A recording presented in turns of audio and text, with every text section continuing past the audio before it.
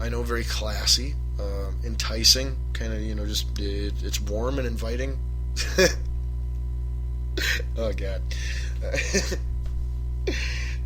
But yeah, so the Spew, our weekly football segment, we kind of had some Spew and Balls on Fire. Well, we did have Spew and Balls on Fire with all the college football talk. But now we're going to go specifically to NFL talk.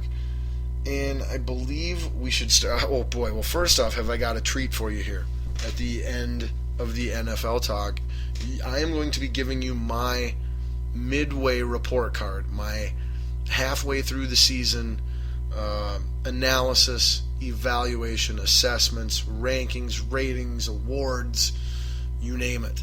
I spent a lot of time this week specifically comprising all of the lists, all of that report for you, and so I'm looking very forward to sharing that here, several minutes from now, sometime in this segment. But first and foremost, we will start with our Minnesota Vikings specific devoted segment, which we call here in Minnesota on Balls Deep Sports Talk the Purple Vein. So this week, the Purple Vein, on the Purple Vein, we are once again discussing a Vikings victory. This is 4 wins in a row now. We are 6-2, 3-0 in the division, tied with the Green Bay Packers for first place in the NFC North. Things are going pretty good. Now, everyone's been talking about the difficulty of schedule, and yes, that is 100% true. The schedule has been easier up until this point than it is going to be from here on out. This coming week, we play the Oakland Raiders, who are no joke, but we beat the Rams, and honestly, the Rams and the Raiders, they're very similar level teams. They're not necessarily good or bad at the same things, but they're all, in that mid-level, maybe a wild card contender, but maybe not. We don't know yet. Whereas the Vikings have separated themselves as a team out of that mid-level a little bit as to at least a legitimate wild card contender. We are a legitimate playoff contending, we will contend for a playoff berth. That is not to say we will contend to be successful in the playoffs, but we are definitely a team you can say is legitimate as a, playoff contender. Where the Rams from last week and the Oakland Raiders upcoming on this week are not quite there yet. So again, this is one of those games that we should win yet. And then the schedule, well, honestly, the schedule, it does get harder, but not quite as bad as everyone says it is. Because, like I said, we got the Raiders coming up here, okay? That's hard, but a game we should win. Then we got the Packers at home. It's always a 50-50 coin flip. Then we've got the Atlanta Falcons in Atlanta, who everybody is still saying, here in Minnesota at least, that, that's a tough game, Atlanta has lost their last 3 games in a row, and the 6-0 undefeated Atlanta Falcons that everybody looked at on the schedule and went, this is going to be a tough game now, they're not that same team anymore. So it's very possible that, I would say the Atlanta Falcons are the same level team as us. Whereas, like I said, just 3 weeks ago, 2 weeks ago, 1 week ago, they were perceived as a team that, was above us, yet, was better than us. We could contend for more and do more. Where I do not know that is accurate anymore. So don't count the Falcons as a super tough game. Hosting the Seahawks, that will be a tough game. They are fairly healthy, and their defense is extremely good this year, and their run game on offense is extremely good this year, so that will not be easy, but they're not the Super Bowl juggernaut that they've been the last 2 years either. Record-wise, they're way below us. Arizona Cardinals. This will be at Arizona, December 10th, Thursday night. That will be the toughest game we play the whole rest of the season that's not against the Green Bay Cheeseheads. By far. That is the toughest game we've got on our schedule excluding any Packer games. Hosting the Bears, that should be an easy one. Hosting the New York Giants, Giants are, some weeks they're amazing, some weeks they're terrible, and some weeks they're both in the same game. So that's a tough one again. It's not going to be easy. None of these games are you look at and go, oh, that's an easy win. Granted, I give you that, with the exception of maybe the Chicago Bears. However, none of them do I look at, with the exception of both Packers games and the Cardinals on the road, as going, man, those are going to be hard to win. So yes, it's a harder schedule, but it's not a super hard schedule by any means, and that's what you want, okay? If you're a good team, and you plan on going to the playoffs, you want that second half of your regular season schedule to be against good competition. Otherwise, you're not going to be ready when you get in the playoffs, and you're going to get trounced.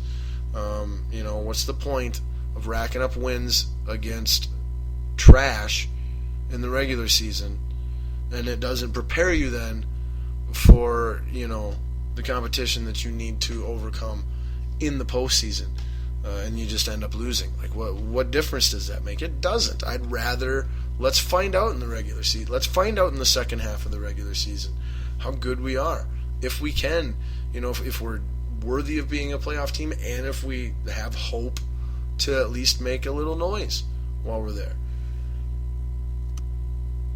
So summing it all up, do not be freaked out or worried at all about the Minnesota Vikings schedule if you are a Vikings fan. The schedule is not going to do us in by any means. What will do us in, if we are done in, would be injury. Our linebacking core is falling like flies, and it sure would be nice if we hadn't traded our number 2 backup at all 3 linebacker positions, strong side linebacker, weak side outside linebacker, and middle linebacker.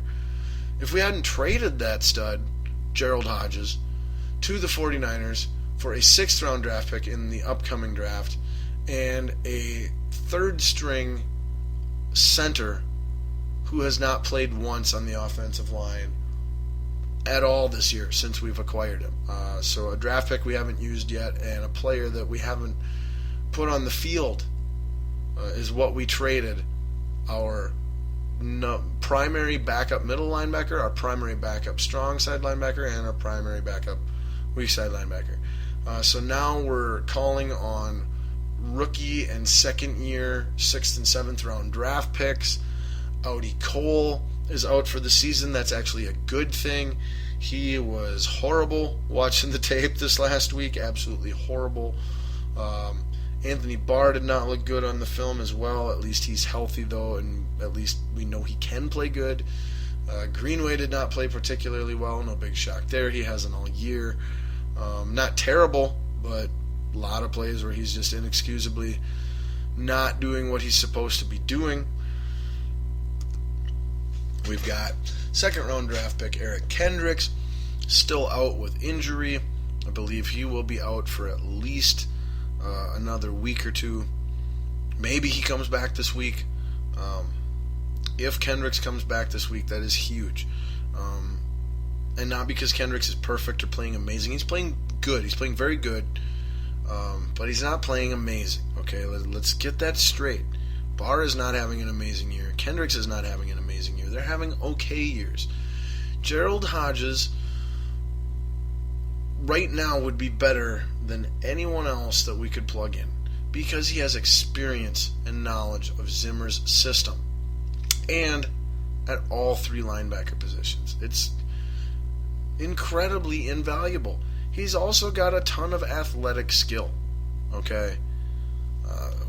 Whatever you didn't like about the guy, whether it was his motor, or, I don't know. I don't know what you could not like about Gerald Hodges when he was here, especially what he did this season.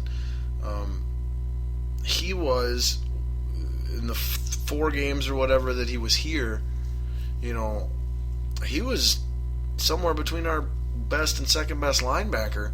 He was fighting for that second best linebacker spot on the whole team with Greenway and Kendricks, and a lot of weeks he was winning out.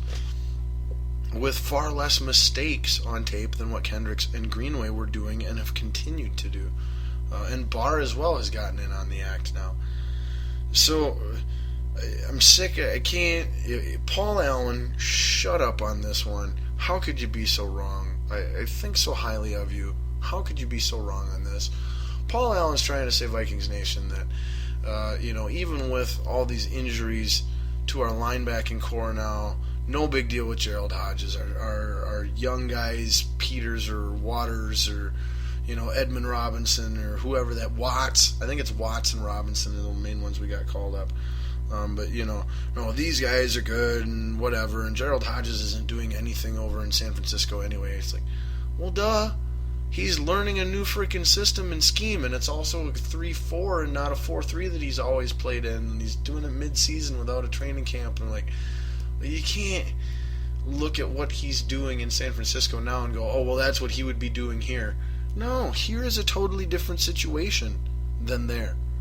And he could uniquely help this team weather the injury bugs through a very crucial part of a playoff push and what's hopefully a playoff season.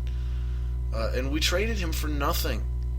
A backup offensive lineman that hasn't played yet at all, and a 6th-round draft pick that we won't get to use until the end of April, the beginning of May. So, I come back to it because Spielman, GM of the Vikes, normally does a great job of building this team, whether it be free agency, signings, or drafting, or trading.